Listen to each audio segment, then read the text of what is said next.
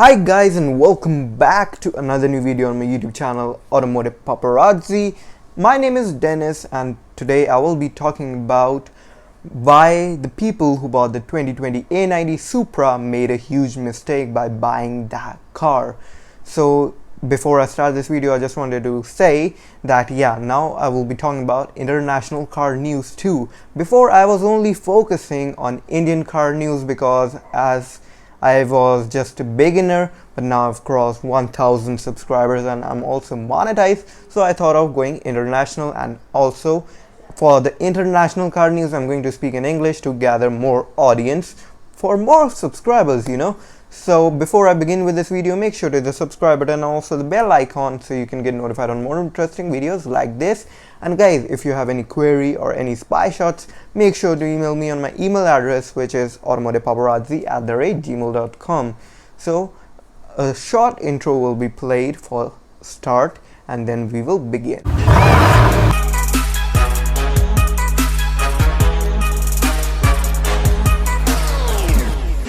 So first of all guys, a little bit of Toyota Supra history. It was launched around 1980s with a suffix which was Toyota Celica Supra, but around the 1990s it got around 1989 or maybe 1990 it got separated and was a totally different model and was called the Toyota Supra only.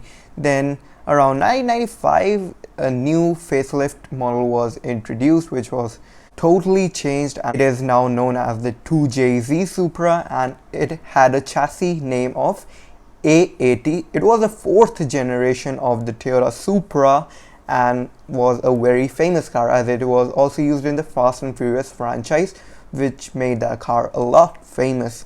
So in around 1998 that car was discontinued, but after almost 22 years the car has made a comeback with the name Toyota GR Supra with A90 chassis name. And the engine that we get, I'm actually looking in my MacBook right now. So instead of the 2JZ in the A90 we got a BMW's engine which is a B58 turbocharged and direct injected 3-liter inline 6, making 335 horsepower and 365 lb-feet of torque. Whereas the Z4, the cousin for the Toyota Supra, has more horsepower as compared to the A90 Supra. The Z4 has 382 horses, but still the A90 Supra is not as powerful as the 2JZ, which was a very legendary engine.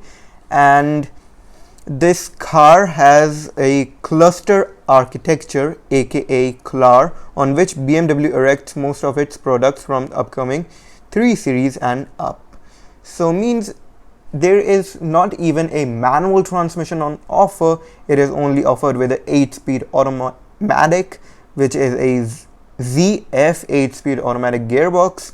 And this car is exciting as it is a very legendary name and no doubt it is a good car to drive and all. And if we talk about the whole length of the car, it is 172.5 inches, which is around 4300 millimeter. Yeah, it is around that much. I cannot tell you the exact. So the alloy wheels you get is are 19 inches and the tires you get are Michelin Pilot Super Sport summer tires measuring 255 by 35 ZR19 in front and 275 by 35 ZR19 in the rear. So this car was exciting, but only lack of thing that this car had is the horsepower. It has 335 horsepower, so yeah, that's a little less as compared to its cousin too, the Z4. But now the A91 Toyota Supra, the 2021 Toyota Supra, has some changes.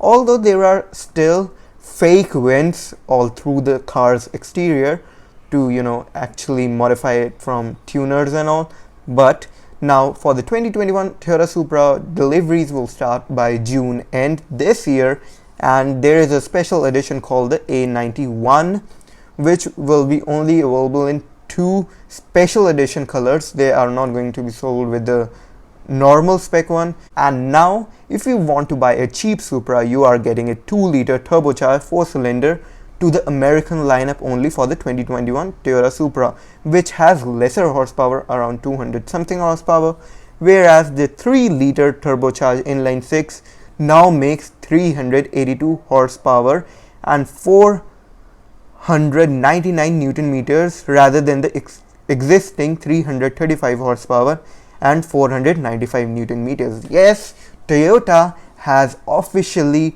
made the Toyota Supra more powerful with the 2021 edition, and it is almost rivaling its cousin now, which is the BMW Z4. And some minor changes also have been made to the suspension, like there is also different tuning for the power steering, adaptive suspension, damper tuning, stability control and active differential. New aluminum braces connect the strut towers to the radiator support for greater rigidity.